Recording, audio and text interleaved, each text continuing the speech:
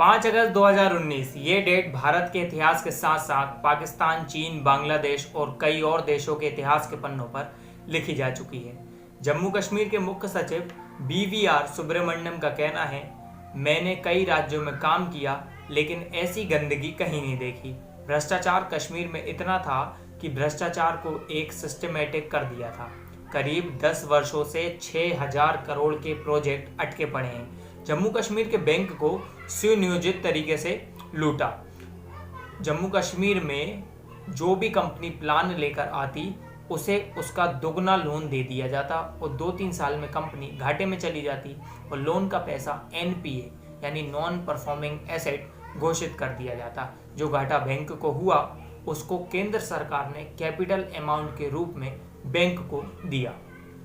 भाजपा के राष्ट्रीय अध्यक्ष JP नड्डा का कहना है, जम्मू कश्मीर से 370 हटाने के बाद अब भ्रष्टाचार की जांच की जाएगी। जम्मू कश्मीर के लोग खुश हैं कि वे भारत की मुख्य धारा का हिस्सा हैं। इससे वे खुद को भारत का हिस्सा मानने लगे हैं। भ्रष्टाचार निरोधक कानून 370 के समय पर जम्मू कश्मीर में लागू नहीं होता था, जिससे भ्रष्टाचार वहां के नेता आसानी से करते थे और भ्रष्टाचार का पैसा कुछ चुनिंदा लोगों की जेब में जाता रहा है। जम्मू कश्मीर के DGP दिलबाग सिंह का कहना है, अब घाटी से कोई आतंकवादी बनने निकलता है तो उसकी जिंदगी 1 से 90 दिन के बीच में रह जाती है। सेना टारगेट सेट करती है कि 90 दिनों के अंदर या तो वे घर वापसी कर ले या सरेंडर कर ले या नहीं तो फिर उसका एनकाउंटर पक्का है। हाल ही में अभी 80 नए आतंकी बने, जिसमें से 38 मारे गए, 22 को पकड़ा गया और 20 निशाने पर हैं। इस साल 150 आतंकी मारे गए, जिनमें 130 स्थानीय तथा 20 विदेशी हैं।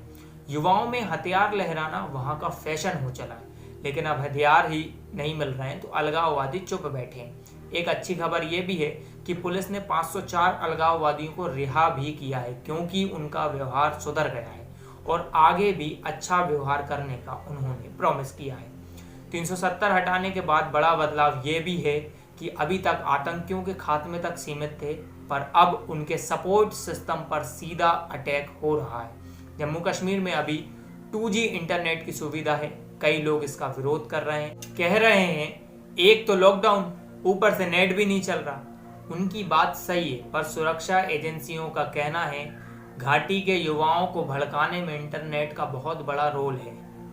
इस चेन को तोड़ने में समय तो लगेगा ही, जनता को तकलीफ भी होगी, परंतु नेट से ज्यादा तकलीफ बम, बंदूकें और बारूद देते हैं। वहीं पाकिस्तान 370 हटाने से बौखलाया हुआ है। वह OIC organisation of Islamic cooperation के 57 मुस्लिम देशों के विदेश मंत्रियों की बैठक बुलाने को कह रहा है, पर सऊदी अरब और कई देश पाकिस्तान की बात नहीं मान रहे।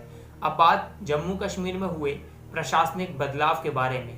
पूरे देश में 67:33 फार्मूला चलता है, यानी 67 केंद्र के अधिकारी IAS अफसर पर 33 राज्य अधिकारी होंगे, जिससे केंद्र का नेतृत्व प्रशासनिक सेवा से ज्यादा होता है। लेकिन ये फॉर्मूला जम्मू कश्मीर के अफसरों को रास नहीं आ रहा। पहले 50:50 फॉर्मूला था, लेकिन अब सभी राज्यों की तरह ही 67:33 कर दिया है। स्थानीय अफसर इससे नाराज हैं। नाराजगी का पहला कारण है अनुच्छेद 311(2) का C लागू होना। इसके तहत राष्ट्र विरोधी गतिविधियों में लिप्त पाए जाने पर बिना जांच के बर्खास्त किया जा सकता है। नाराजगी का दूसरा कारण यह है 50% से 33% हिस्सेदारी होना, जिससे दबी आवाज में कहा जा रहा है कि इस फैसले से स्थानीय अधिकारियों को निशाना बनाया जा रहा है। जम्मू कश्मीर में भी पूरे देश की तरह ही 4 माह का लॉकडाउन रहा है। इस लॉकडाउन के अलावा 365 दिनों में एक भी सिंगल कर्फ्यू नहीं लगा, वरना जम्मू कश्मीर में आए दिन कर्फ्यू लगते थे।